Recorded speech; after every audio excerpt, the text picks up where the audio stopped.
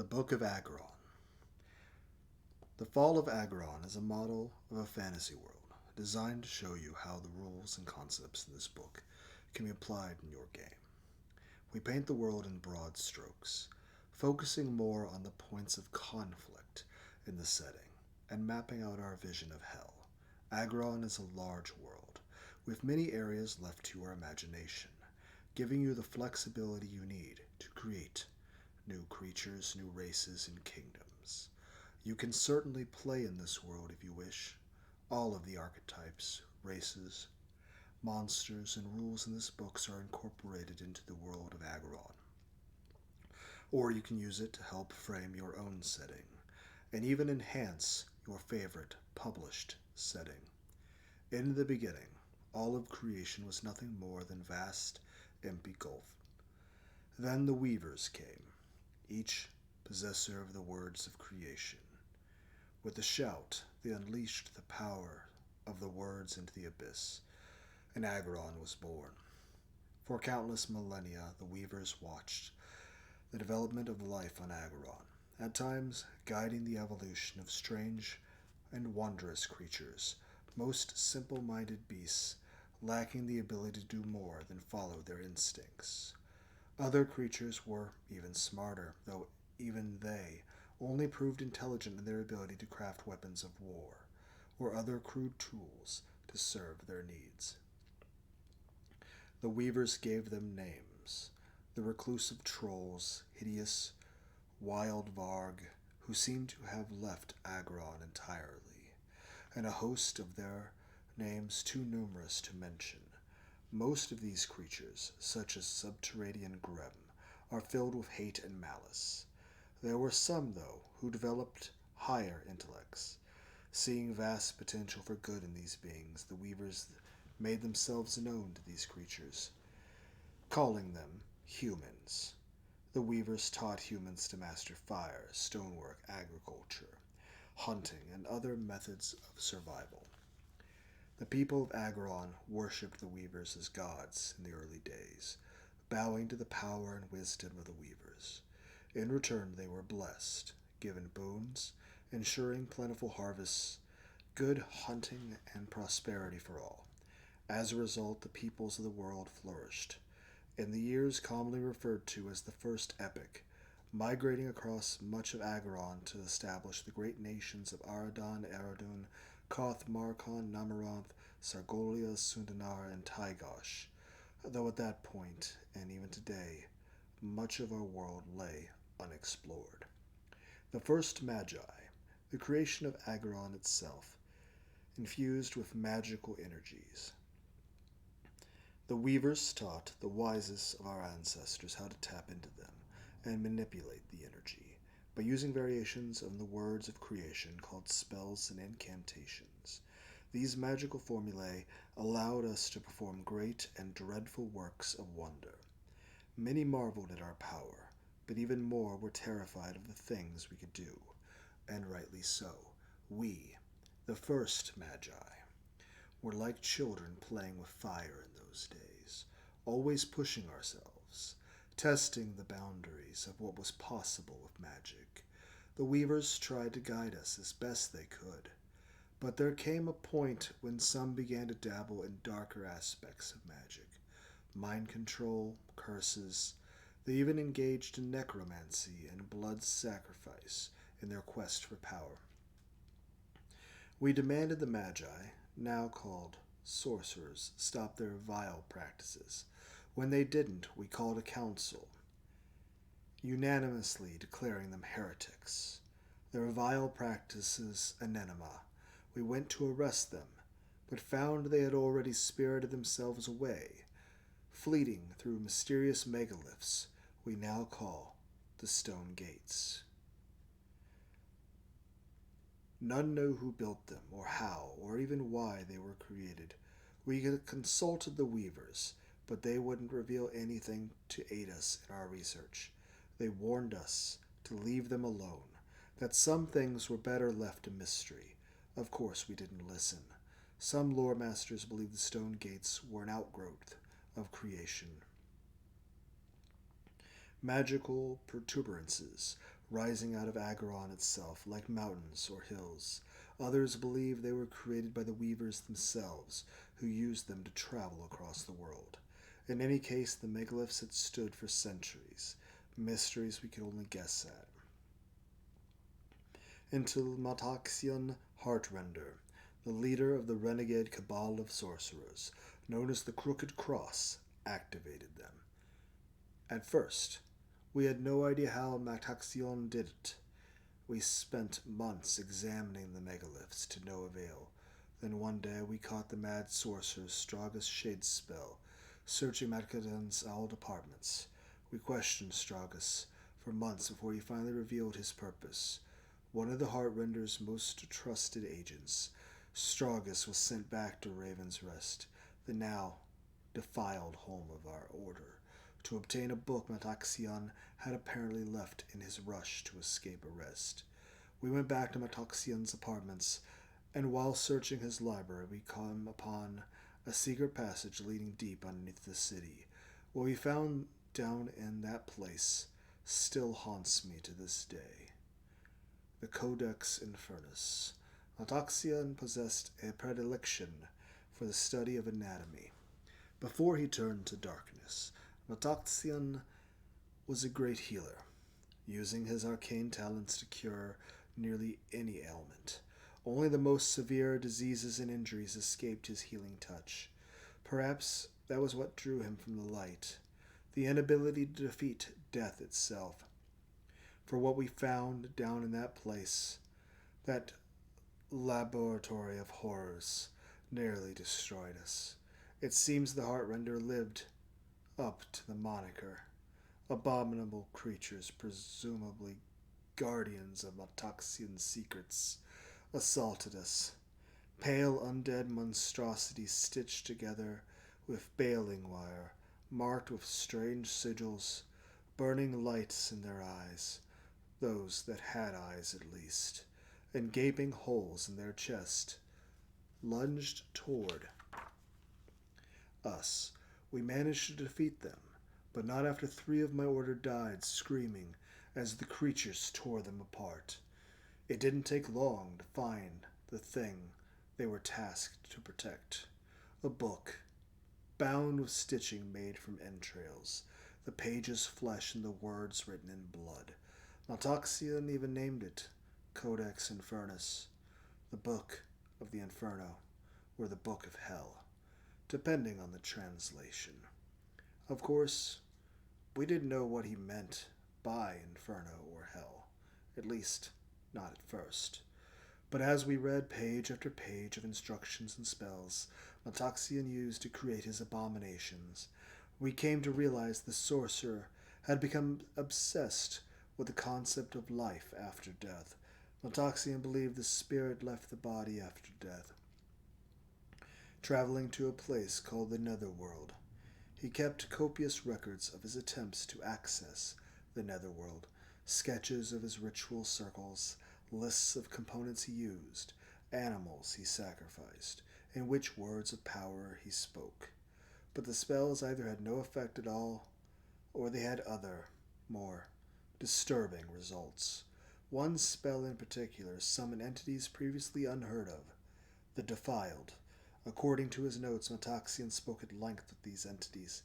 He pledged fealty to them, and in return they taught him a great many things, including the method to open the stone gates and enter the Netherworld. We thought the megaliths were inscribed with words of power, and were right to an extent. The markings were the inverse of the words we were taught. Mataxion wrote down each sigil and its meaning, proper inflections when speaking them, and how to incorporate them into spells, etc. The words of power formed a language of sorts, which we referred to as the Shadow Tongue. Mataxion used the Shadow Tongue to enter the Netherworld. The Grand Council. It seems we were right in our original speculation that the stone gates could be used to travel throughout Aegeron. Though we wondered why the weavers never spoke of them. We went to them to ask why, but they were nowhere to be found. We formed a council to decide what we should do. We summoned kings and queens from all across Aegeron to answer the question. Should we risk using the Shadow Tongue To open the gates and hunt down the members of the Crooked Cross? Or should we leave them alone? The council lasted weeks. Its members split into three factions: those who wanted to use the gates to explore Aegeron and hunt down the renegade sorcerer; those who insisted the gates should be kept closed; and another who advocated to do both, essentially prohibiting the general populace from using the stone gates until a select group could fully map out this netherworld and establish outposts in unexplored regions of Aegeron. And in the end, we decided to send teams into the netherworld and hunt down Maltaxian and the other members of the Cabal. We had to know the danger we faced so that we might prepare in the event these defiled came through. A new organization was formed, the Netherguard, led by myself, my husband, Horden Doombringer. The tale of his naming will soon be told. And noble Galen Lightsworn, leader of the clan Drannen in the Cotteran Highlands, a group of 30 men and women, opened the gate high in the hills above Raven's Rest and stepped into the Netherworld. The Netherworld. Upon entering the Netherworld, we immediately understood how this strange twilight realm could be used to traverse Aegeron. The Netherworld appeared to mirror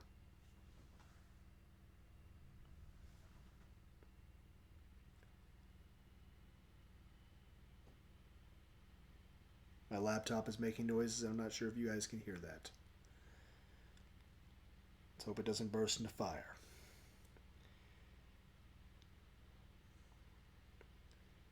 I have completely lost where I am in this story.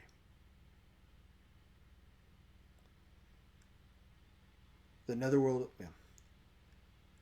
Though shrouded in pale mist, paths led off in all directions, some disappearing into places where the mist was so thick it seemed impenetrable. Others, along roads we recognized. After some discussion, we decided to head south, towards the stone gate outside the great city of Beggar's Bluff. Okay, the noise seems to have quieted. Don't know why it does that. Bluff in the borderlands between Sargolia and Nomaranth. What was normally a 10-day journey took a single day by our reckoning. At some point, there were even simple structures, mostly lean-tos and fire pits, but as we approached a crossroads about halfway to Beggar's Bluff, there was a hut made from the bones of some creature we had never seen before, at least not in Aegeron. The place had an evil feel to it, so we passed without further investigation. Every junction of path we came along was marked by a signpost with lanterns burning a cold blue flame. There were glowing etchings on the lanterns, and the shadow tongue revealing names, some of places in our world, others we had never heard of. Hell, the darkened wild, purgatory, and the high heavens were a few of the names that stood out. Paths led in the general direction of the places we knew, while the paths leading to the other places invariably led into impenetrable mist and darkness, with one exception, the darkened wild. Surely that must be a place somewhere on Aegeron. Once we reached the stone gates at Beggar's Bluff, we opened the portal and stepped through. Galen sent a bird back to Raven's Rest with a message describing the journey thus far. We stayed the night in the city and plotted our course for the next day. Galen wanted to continue on south through the mountains and down into Amaranth, and then head east to the Never Sea to see if it were possible to find a way across. Aradan argued in favor of seeking out the place known as the Darkened Wild. Something wild burned into my husband's eyes as we sat in the common room of the Iron Fletcher Inn, a look I haven't seen since we first met in the port of the Sea Gate on Amber Coast in Aradan. He was an exuberant warrior yearning to see more of the world. I, a young lad just beginning my studies in spellcraft, he convinced me to prolong my studies and come with him on his adventures. We traveled far and wide, but eventually there came a time when my eagerness to see the world was overshadowed by my need to get back to my studies. Aradan agreed to come with me to Raven's Rest, and we were married. He found purpose joining the Sentinels of the Sigil, the military arm of our order, men and women who swore to protect the Magi as they traveled throughout Aegeron.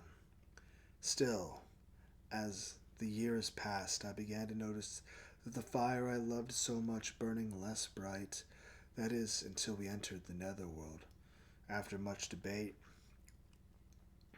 it was decided that Aradan would take 10 of the Netherguard on the path to the Darkened Wild, while the rest split up into teams of 2 or 3, each group following paths back to the places we knew. I was to make my way back to Raven's Rest and inform the Council of our decision. Of the Darkened Wild. As the days passed, we heard from every party except Aradan's company. At first, we weren't overly worried. None had ever heard of the Darkened Wild before, so it was impossible to know how long the journey might take. Not to mention, we had no idea what they might find when they got there. Yeah. Still, as the days wore on, I must confess my concern for my husband grew. 3 months passed with no communication. Then, one evening, Aradan returned to Raven's Rest. My husband seemed haggard, worn down from his experience. His blood-stained clothes hung in tatters. Worse, though, was his physical appearance. His once smooth, caramel skin was pale as snow. The veins in his emaciated body pulsed black as obsidian, streaking across his chest and up and down his arms and legs. Even the veins in his neck and face were discolored. I barely even recognized him. He glanced at me. "Garon, is that you, my love?" he whispered. Raggedly, I nodded, pulling him close to my chest, and then the screams began. For hours Aradan rambled, on and on about his time in the Darkened Wild, speaking of horrific creatures they found guarding the gate, creatures beyond description who captured his team as they approached, taking them out of the netherworld and into a temple complex at the center of a vast wilderness which he referred to as the Blackheart Vale. There must have been others of our kind living there before the gate opened, for we encountered many humans, all slaves or worse. He said during a fleeting moment of lucidity, our people were kept in pits, either used for food or twisted into forms mocking our own, bestial creatures of their former selves, and wholly evil. We pressed him about Metaxian and the renegade sorceress, and Aradan confirmed our suspicions. "Yes, I saw him there," he mumbled. "Metaxian and his order are in league with the creatures who dwell there, too. He calls them the Defiled. Damnable things come from a place called Hell." He looked at me. "You remember the signposts, yes?" I nodded in understanding. Hell was one of the places written on the signposts. "That's where they come from," he grasped, wild eyes, staring at something only he could see. It was obvious that my husband was struggling against something. Some of us sensed another presence assaulting his mind, attempting to dominate it. His speech became erratic. At times he spoke in a guttural language none could understand. He thrashed on the floor, staring at us, babbling incomprehensibly gibberish. We tried to chain Aradan to a wall, but He just laughed and ripped the links in the wall as if they were twigs. "We are coming,"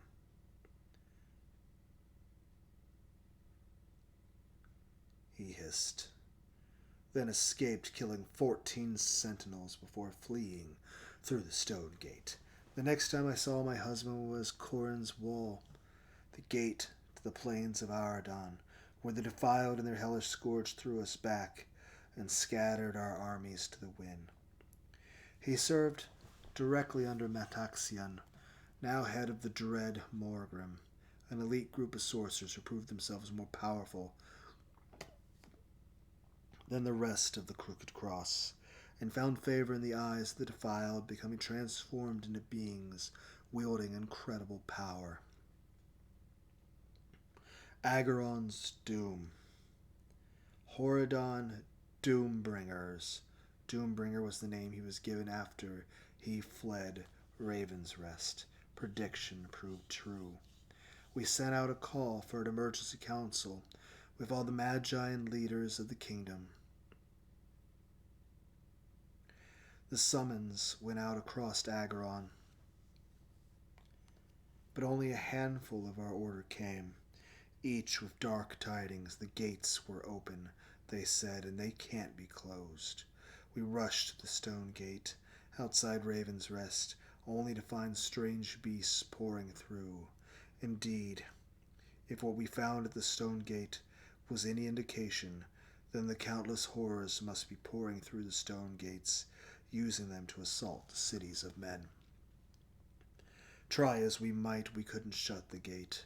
The sigils had changed, now burning fiery red, the indecipherable. Many of the order died that day, as did the sentinels of the sigil. We were forced to flee Raven's Rest, riding south to the borderlands and then southwest along the great sandy river, until it emptied in Sudanar, only to find the defiled had taken control of Zargal, the nation's filthy capital.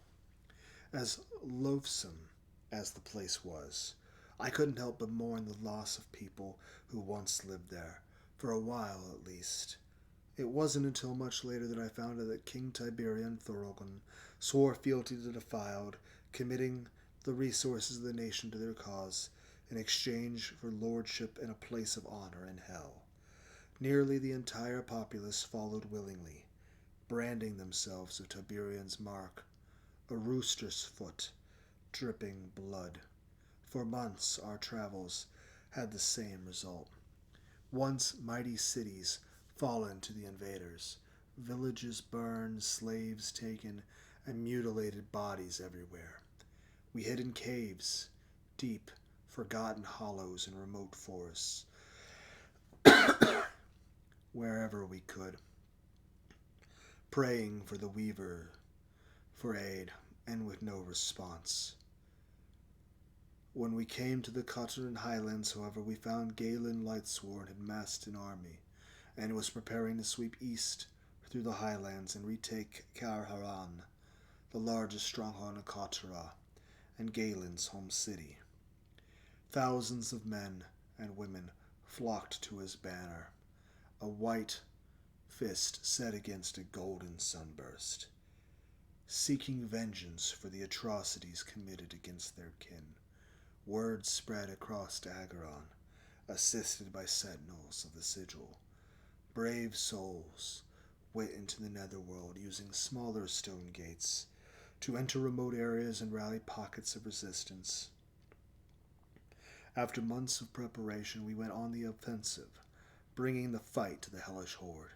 For a while, it seemed we were succeeding, but it would not last.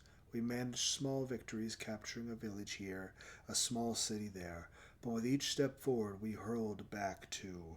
The final hammer stroke came at Corin's wall, where ragged and the battle-worn faces of the light gathered in one last battle against the Scourge in the mountain pass. Led by the Morrigan, the defiled, some of us began to call them demons, ravaged our positions. Monstrosities the size of a tall tower attacked the wall itself, tearing massive holes, and the horde poured through. Metaxian and Aradan slew Galen Lightsworn, and we broke, fleeing the onslaught by whatever means we could find. The group and I fled higher into the Smoky Mountains, hoping to escape by the roads which would wound north. But then the world shattered. As we fled Metaxian's forces, a burning rock, larger than anything I'd ever seen, sped across the sky, driving down towards the horizon, followed by a loud crack of thunder.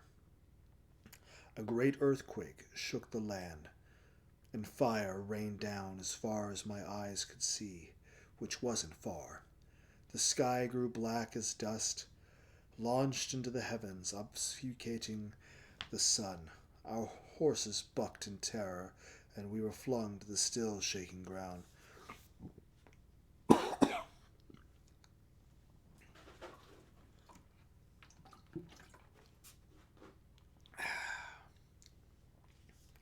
The last thing I saw before losing consciousness was a wave of fire rushing up the mountain toward me. Aftermath. Some say it was the Weavers who broke Aegeron, judging humanity for our sins against the world they created, while others claim that the Defiled did it. A growing number of people blame those of us who study the arcane arts for the devastation. I can't say they are wrong. Yes, it was Metaxian who opened the gates and made contact with the demons and brought hell to our world. But the blame for that really lies with all Magi. We should have left well enough alone. The Weavers kept the knowledge of the stone gates a secret for a reason. Even so, it's not so far-fetched to believe that someone would eventually have opened the gates and brought doom to our world. It was just a matter of time, because in our arrogance we felt we could master anything. So when I hear that those of my order are being hunted and slain, I can't help but think we've got it coming. By my reckoning, it's been 10 years since the world shattered. In the first few years following the breaking, as we now refer to it, thousands died of starvation and exposure to the elements during the worst winter I've ever seen.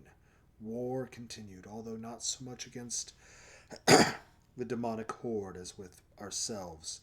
You see, the landscape itself has changed. New oceans have risen up, swallowing old territory and creating new lands. Some are recognizable as fragments of old kingdoms, while others, such as the Dark and Wild and Koth, are yet to be fully explored.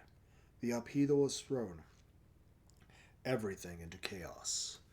There have been attempts to rebuild some of the old kingdoms. Men and women come forth claiming the right to rule, while others have taken control of large swaths of territory, carving out their own fledgling kingdoms. These developments have led to bloody conflicts across Aegeron. As rightful claimants to the thrones challenge the would-be rulers, travel through these regions has become dangerous. Seeking to build armies, warlords from all parts of the world conscript people into their ranks, often at sword point, using most as shock troops or servants. Of course, these aren't the only dangers survivors have to contend with. All of the stone gates I've encountered in my travels are still open. Demons, more commonly known as the Defiled, still walk Aegeron, though their numbers have greatly diminished. At first, I could not understand why Aegeron wasn't completely overrun by the hordes of hell in those early years. But then we managed to capture one of Morgrim's Selena Thornweaver. Selena shuddered as she spoke at length about a war in hell. The king of hell has been slain. Someone or something managed to get into the mute citadel, steal past the doom speakers. And that is actual thunder in the real world. I don't know if you guys can hear that. I didn't know we were going to have a thunderstorm tonight. Hope it's a big one. If it's a really good one, maybe I can actually record a little footage of it from the front porch. And I don't remember where I was. Right. And slay dread Lord Thymox, In his throne room, Selena's hands shook, gripping the chains attached to her manacles. All is chaos. The entire realm is on verge of hostilities. Furiel, Phaegian, and Slaug, even Dis itself, prepare for the inevitable war of succession as the Overfiends maneuver their forces. I assumed those strange names were regions in hell. I fled to avoid the Inquisition. I can hear the rain. I don't know if you guys can. Blame the Moragrim, she said. They hunt us at the behest of the Doom Speakers, who claim we used our influence with Thymox to gain entrance to the Mute Citadel and assassinate him. She shook her head. Lies, spread by those jealous of our station. Selena's voice rose, a shrieking wail, and she struggled against her bindings. How long has it been since Aegeron broke, she asked. Her eyes grew wide when I told her. 10 years?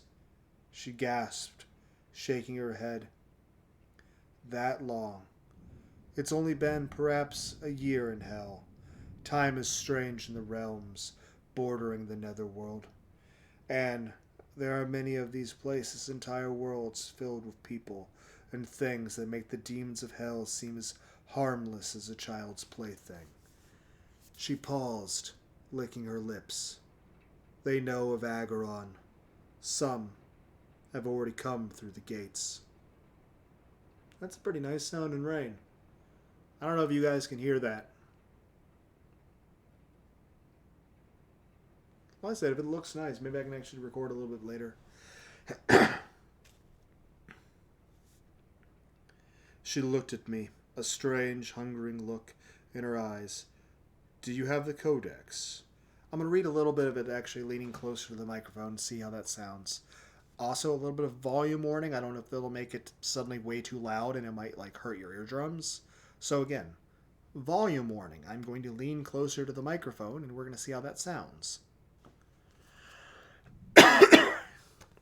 Maybe in the future I might try to, add some compressing or expanding or something to the microphone settings to maybe get better quality. I'm not sure. I really don't know what I'm doing or how it'll sound. Anyway, I'm going to lean closer to the microphone. Volume warning in case this is suddenly very loud. Actually, I'm just going to pick up the microphone and hold it close to my face.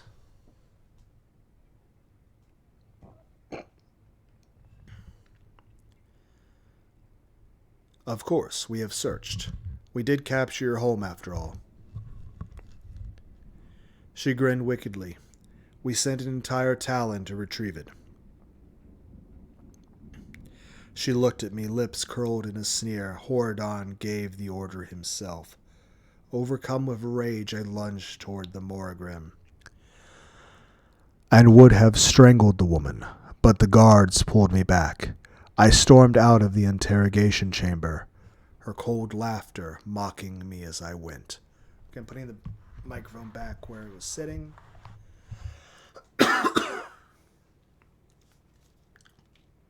An uncertain future.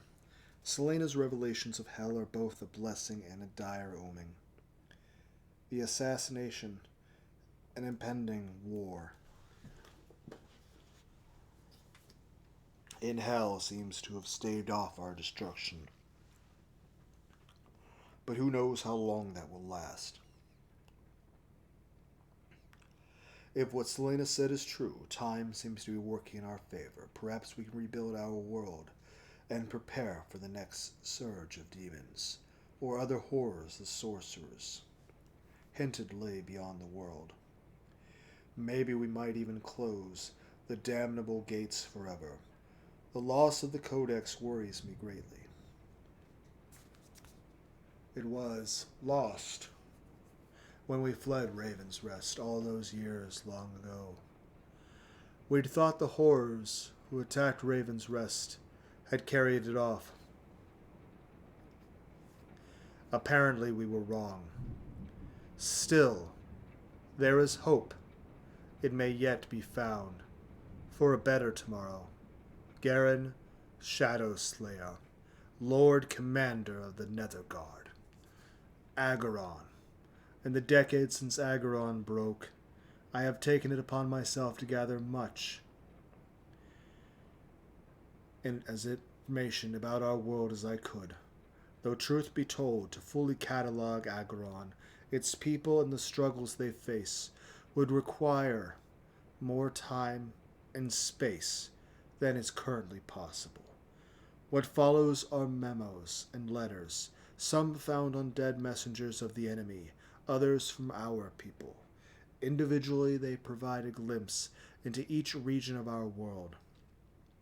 Collectively, they offer great insight into the scope of the challenges we face.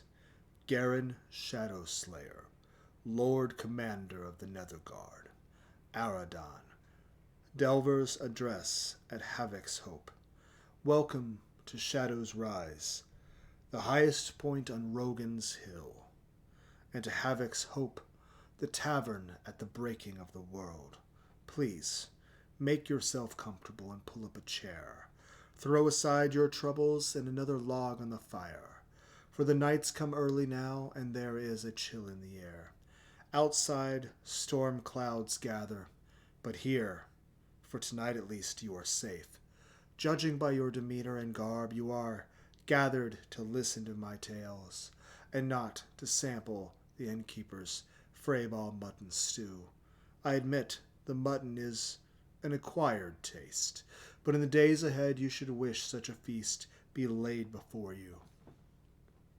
You know who I am, or you would not be here, but let me introduce myself all the same, for it keeps my thoughts in order. I am Hygrin Blackcrow of the Kalkshmere. The tales you have heard for the most part are true. I fought at the side of Galen Lightsword, and I fell with him at Corin's Wall. Yet enough life was left in me to witness the breaking of the world. Only the crush of broken corpses saved me from the cleansing fire that swept man and demon before it. How I survived, beyond that is anyone's guess. I do not do anyone a dishonor when I say Aradan was the greatest of all of Aragon's nations. Alas, the greatest gem is always plucked first.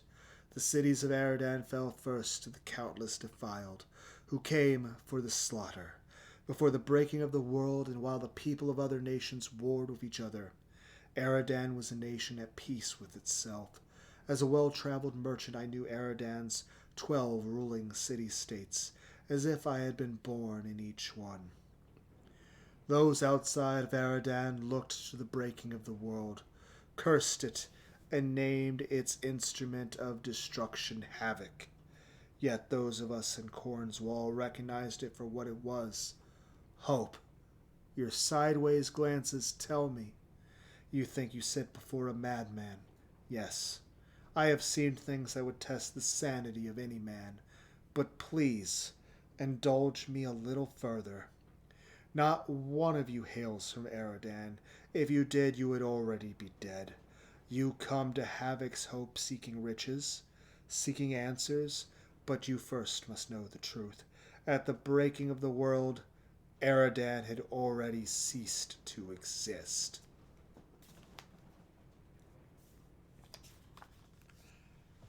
Those that were butchered in the initial assault were the lucky ones. After the bloodlust of the defiled had been sated, the survivors were led through the gates in their hundreds of thousands, never seen or heard from again. Those that made their last stand on Corin's Wall had already broken when Havoc blazed a trail across the sky. Aradan's cities may have been destroyed and the earth cauterized, but it was the defile who burned that day in Erduun. Their numbers were legion, and they were ready to march across all of Aegeron and end any resistance that remained. If not for Havoc's cleansing fire, nothing of Aegeron would remain, not even hope itself. I will tell you more of hope, but first I will tell you what remains of Aradan. In the farthest reaches of Aradan's northeast, at the base of the Smoky Mountains, is the city of Tyrus. Of all of Aradan's cities, Tyrus remains the most intact. Not only was it the most distant from the impact, but it had the shelter of the foothills in which it was situated. Still, most of Tyrus burned. Its buildings have collapsed or remain burnt-out husks. The defileds left the city before it burned, and bereft of its population, there were none to mourn its passing. Life has, however, returned to Tyrus, as refugees from across Aradan and beyond have made it their home. Still, it is a dangerous place, for while the defiled have left in peace, man is not content unless he is oppressing his own kind. Tread there carefully, for some that choose to make home there do for secret reasons. Situated on the open plains, the rest of Aradan's cities were not so lucky, and bore the full brunt of Havoc's judgment. Tyrus's twin city Krenos lies in the ruins of the south of Aradan, shattered by the blast and split into two halves. The great canyon that swallowed the Steel Snake River, parting it further than the span of any known bridge. The southern half of Krenos itself lies lifeless. Other than that, what wandering creatures may have laired in its ruins. The northern half occupied by small war bands of the defiled, whose allegiance is now their own, their lords in hell deposed. The Steel Snake River begins its journey high in the Smoky Mountains as a meltwater spring. Fed by tributaries, it gathers strength as it plunges through a series of waterfalls until it reaches the plains of Aradan. Here it flows before splitting at Bodkin's Point and vanishing over the precipice known as Reason's Edge.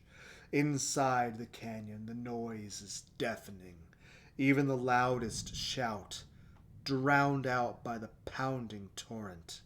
For mile after uncharted mile the river continues, through and over sharp pointed rocks, sometimes diverging through an unexplored cave system, before rejoining the main body of water again. The waters show slow, becoming a series of unfathomably deep lakes before leaving the canyon, the flowing unimpeded until spilling over the great cleft at Thunder Falls, and into Segolia, where it travels to the burning sea at Scar Point. Northwest of Thunder Falls is what remains of the city of Zarathan. Zarathan is a terrible place to behold. Only its tallest, strongest buildings have survived. All else have been laid low, still buried under several feet of fine ash and pumice. Over the years, the wind and rain have eroded the ash in places to reveal the blackened top of the statues the city once was renowned for. Not all are statues, however, but the carbonized meat and bone of both citizen and defiled alike, who were baked alive by the burning ash. Each and every one is frozen in time, blackened and contorted in pain. That is not the worst of it by far. At night the eyes of the dead glow a baleful red, as if something terrible possesses them. Yet frozen in place they seem unable to move. I spent but one night there, terrified out of my wits, and while I could see no sign of life, the next morning, footprints crisscrossed the soft ash where there had been none the day before. While the city's treasure awaits the brave and foolish alike, I would suggest the dead city be left in peace. To the northwest of Zarathan is Aradan's most westerly city, Gyros. Once the breadbasket of Aegeron, it now lies in ruins.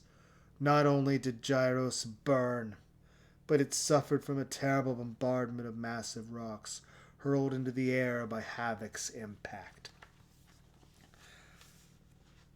Throughout the city these rocks lie, where they fell from the sky hundreds of miles from their origin.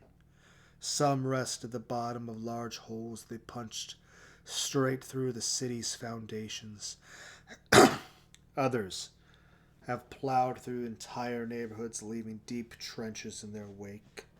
Large mounds of earth and rubble marking where they came to rest.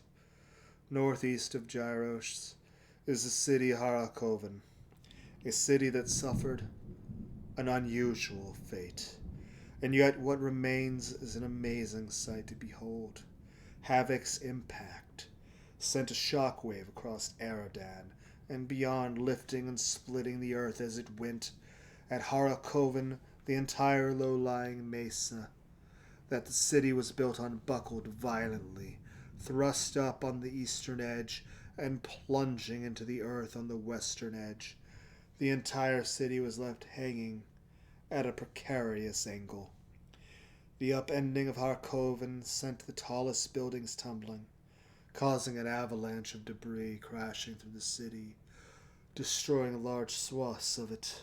The angle of the uplift, however, spared Harakovan from the approaching wall of fire, and very little what remains intact shows any sign of fire damage.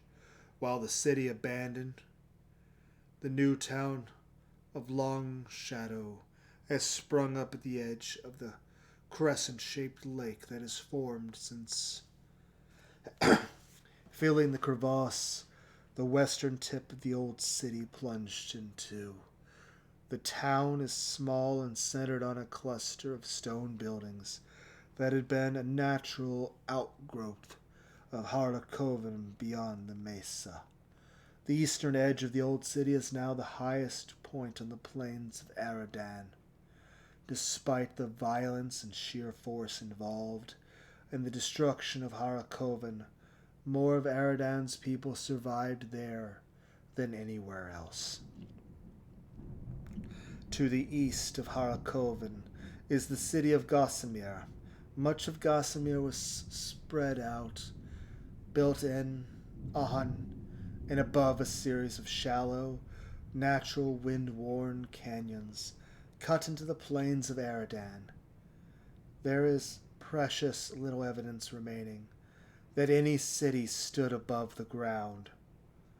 The further into the canyon one travels, the more that survives. Unfortunately, the city is the domain of the defiled, for one of the accursed gates is located nearby. Gossamer is a city of slaves. The defiled their masters, and when I talk of slaves, I talk not of humans. Yes, there are a large number of Aradan's people, unfortunate to have been captured by hunting packs of the defiled. But there are others too.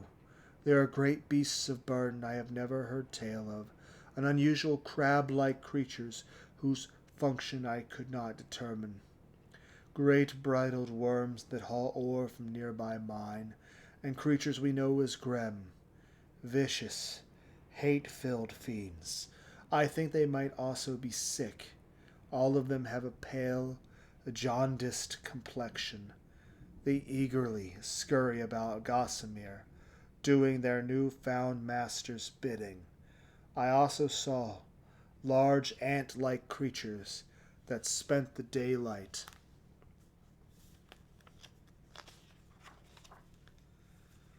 hours swarming over outcroppings of rocks at the top of Gossamer's canyons, slowly but steadily building a series of bridges to allow travel across the canyon tops. Given the level of destruction Havoc visited on the 6 outer cities, it's unsurprising when I tell you that the inner cities for the most part have been blasted from the face of existence. Of Caicos, Vigeria, Herincus, Merintis, I could find no sign of in my travels. Burned from the face of Aegeron, or swallowed by the earth, I could not tell. Athenia, I found its location. How much of the city remains, I could not say. It appears to have been consumed by pillars of hot, black rock that are still warm to the touch. These many years later, tonight you climbed Shadow's Rise, aided only by the light of the moon. At daybreak, from the doors of Havoc's Hope, you will witness what has become of Aradan's first city. Until then, I will tell you its fate, for to witness what is left is to have your soul seated with despair, despite its terrible beauty and the stunning view. As Galen Lightsworn fell, the great fire named Havoc appeared in the sky, crashing into the ground at a terrible speed. If this was the intervention of the Weavers, the Magi, or the cosmic coincidence, we shall never know. As you shall see, it struck the very heart of Aegeros. The resulting impact felt across all of Aegeron. The city of Aegeros was vaporized. No other word does it justice. Yet despite all, the old palace still stands on the edge of Havoc's wrath. The great hole it left when it pierced the heart of our world. Havoc's wrath is as beautiful as it is terrible. The crater is 4 miles across, its depths unfathomable.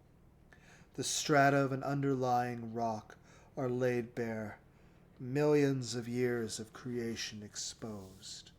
Everywhere there are openings, fissures that bubble with hot liquids, which give off curiously colored gases that stain the rock. The deeper you go, the warmer it gets, and the sides become slick with obsidian. Still it goes down, further and further. At a certain point you reach the scald, a layer of swirling purple and green vapor that dissolves flesh on the slightest contact. The scald rarely moves. Only occasionally does a gust of wind break the still, piercing veil and offer a brief glance of what may lie beneath. The defile have obsessed with exploring Havoc's wrath, looking for caves to bypass the scald, or building curious contraptions to pass through it. Like you, they seek answers, but they wish to know if the largest gate in Aegeron survived Havoc's wrath. For the gate was once a great marvel, a wonder of Aegeron, that stood in the very center of its greatest city. What you may find at the bottom of Havoc's wrath, I cannot say. Many will find death, but dig deep and you will find hope. Do not underestimate the power of hope, my friends. Hope can be as elusive as the wind, yet you just need to summon it. I have found hope, and there is a small piece of what fell from the sky, or perhaps what was dug from the earth. It is a metal of some kind, harder than the finest steel, heavier than twice its size in gold. This is the hope I talked about. This is the hope I can hold. I call it Demon's Bane. For one touch is lethal to the defiled. I carry with me the sword of Galen Lightsworn, its edges tempered with hope. Hygrin Black Crow, hope bringer of the Caucashmere, Erduun, to Dreadmaster Blackfist overfiend, and rightful first lord of Aegeron.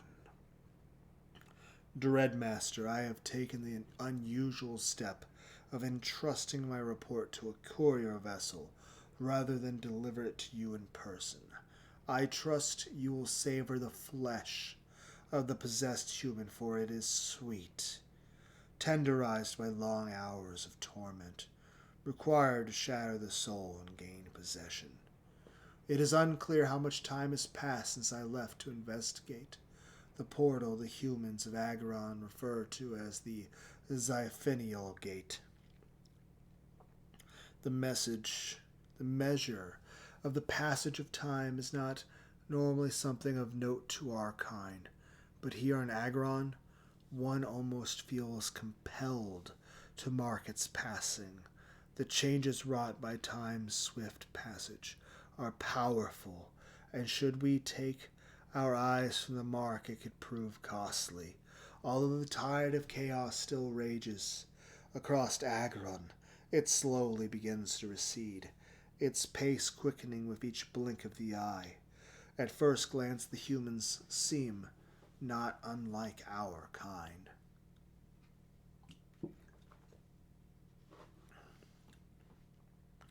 A thousand conflicts rage across Aegeron as they fight for power and dominance in the wake of the war and cataclysm.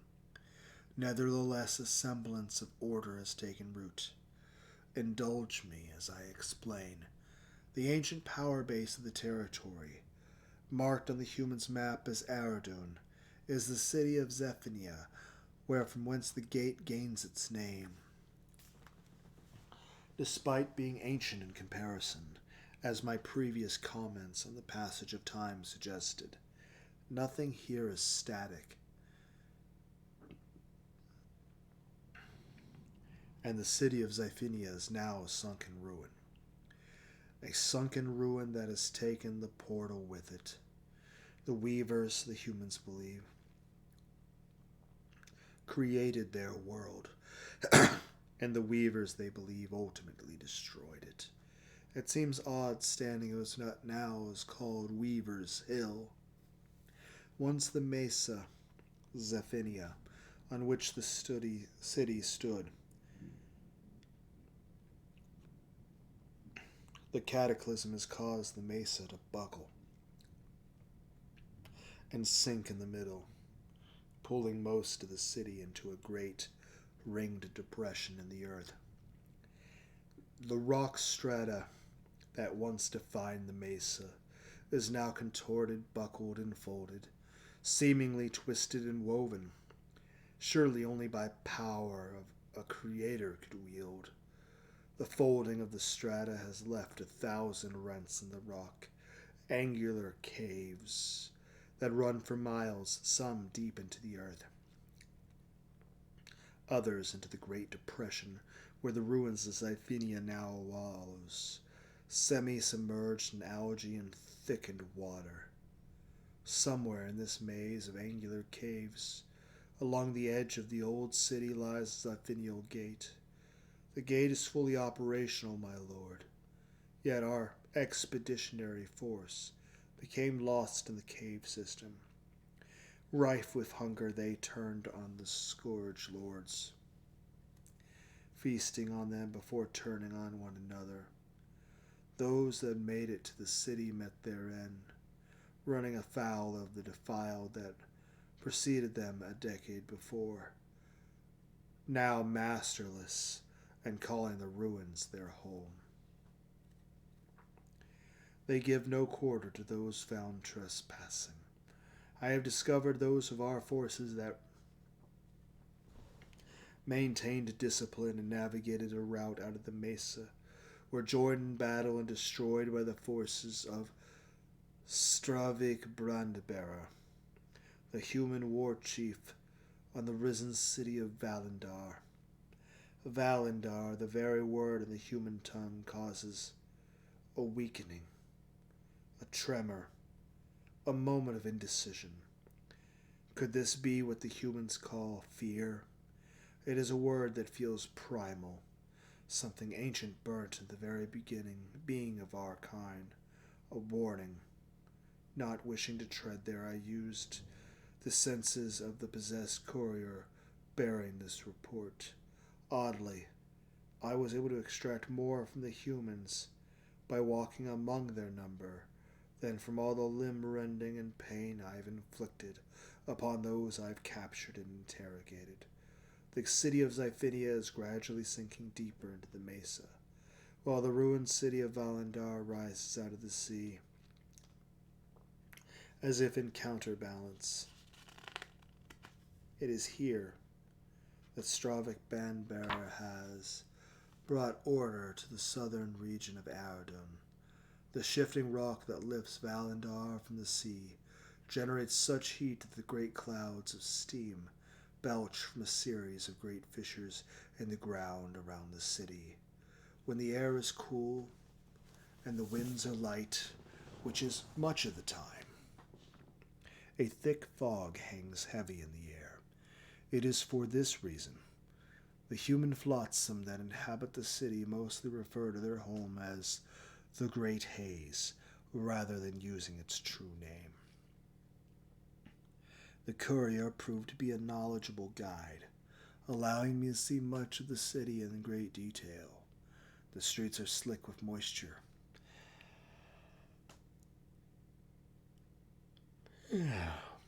Much of the time, and perpetually smell of pitch and sulphur, which was most agreeable to my senses.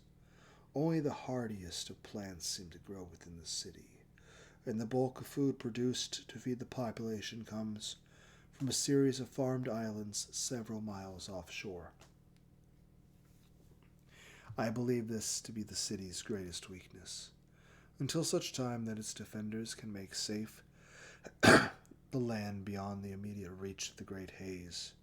I humbly suggest you consider sending Imperator Mazarov's fleet to capture these islands. Such a coup might break the spirit of Valandar's people. Defense of the city is not taken lightly. To the rear is a cliff wall of jagged rocks, broken only by the black-walled harbor that now rises from the sea. With the rest of the city, all else is protected by a new and formidable semicircular wall placed well beyond the shifting earth. At the center of this wall is a great tower and the gatehouse. The tower, so tall that it alone can be seen above the gathered fog from a great distance. At night a great light shines like a beacon of defiance, and my body aches to punish them for their hubris. Beyond the walls, and complementing the great light, are a series of unmanned beacons. So bright are the beacons that they cause the fog to glow. Any creature that moves between the beacon and the wall is easily spotted, its elongated shadow giving away its position. With the exception of their mewling pups, everyone in the city is armed and trained, and barring those who have not yet made it through their combat training, those that cannot defend the city are shipped to the islands, where they are worked as slaves, spending their days tending the crops to feed the city. No easy task, for I estimate the population of number excess of 100,000 souls. Food from the islands arrives by merchant ship in the Black Harbor, the only real access point to the burning sea from within the city. The burning sea is so called because of a large upwelling of heated water, giving the impression of smoke continually rising from it. Just beyond the mouth of the Black Harbor is a phenomenon known as the Seven Sisters, a series of immense geysers that erupt hundreds of feet into the air, causing the very earth to tremor, and creating a curtain of boiling water and scalding steam. There is enough power to sink a fleet of ships. Stravic is rumored to have somehow harnessed it. Indeed, it might prove dangerous for Mazarov to bring his fleet close to the Black Harbor. But the Imperator is cunning, and I fear he grows bored with his present situation in Marcon.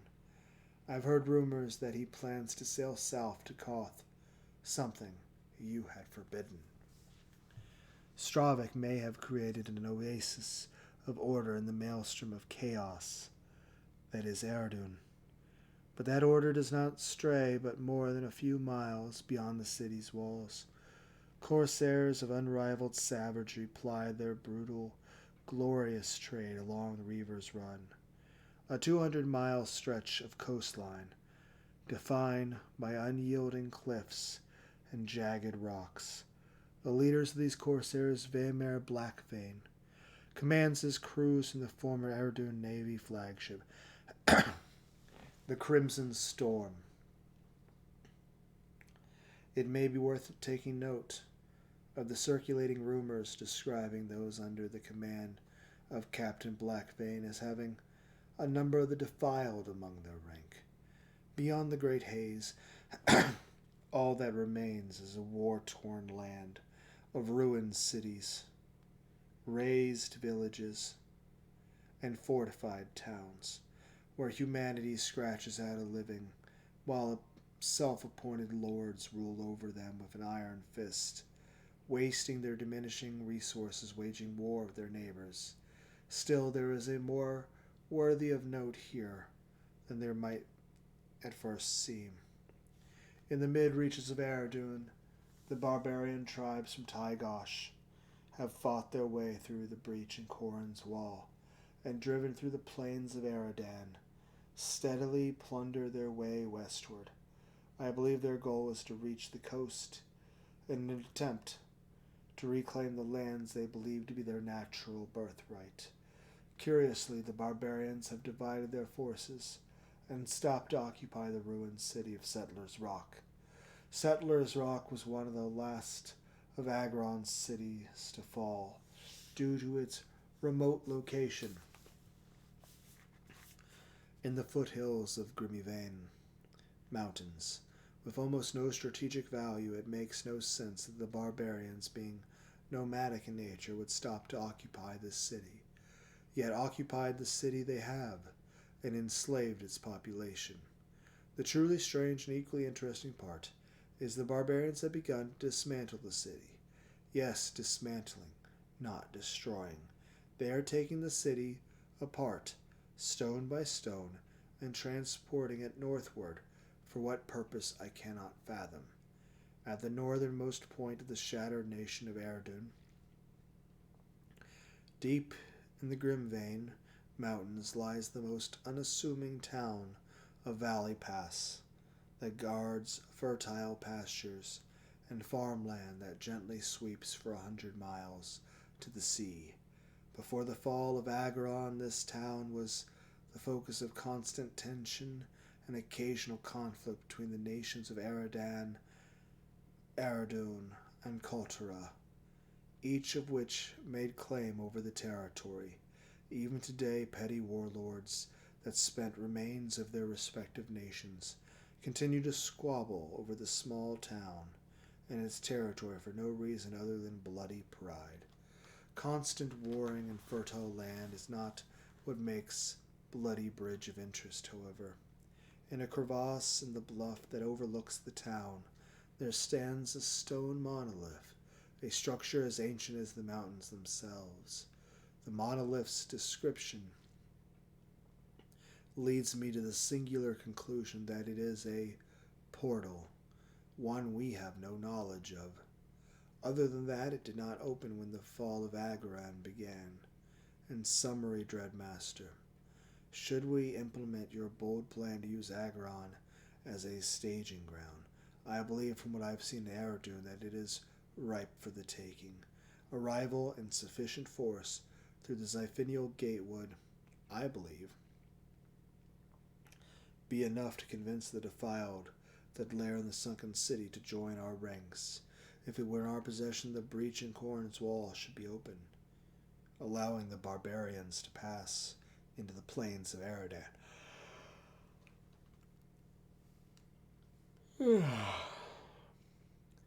for the resulting conflict can only further weaken any resistance by the humans. Perhaps even the Corsairs of Reaver's Run could be manipulated into advancing our cause. I now make for the monolith at Bloody Bridge. An undiscovered portal may be just the edge we seek. The blasphemous, vile Scion, the seducer.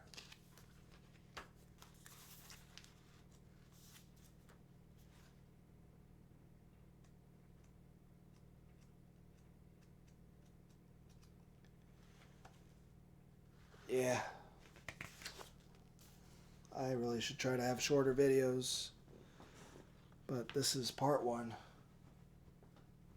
Next part we'll talk about Koth. Koth. Anyway. I feel tired. I think I should go to sleep. Later. Oh. Never did do the intro.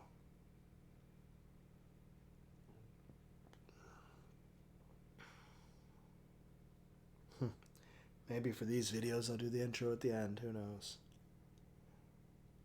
Greetings one and all to the most cursed, most cringiest corner of the internet. A YouTube channel content creator actively alienating everyone in both the analog and digital world. Well, welcome and good evening, you wonderful dice of all alignments. I am Lunar D8. I promise nothing, I guarantee even less. And the only thing consistent about my channel is a complete and total lack of professionalism. Thanks for listening.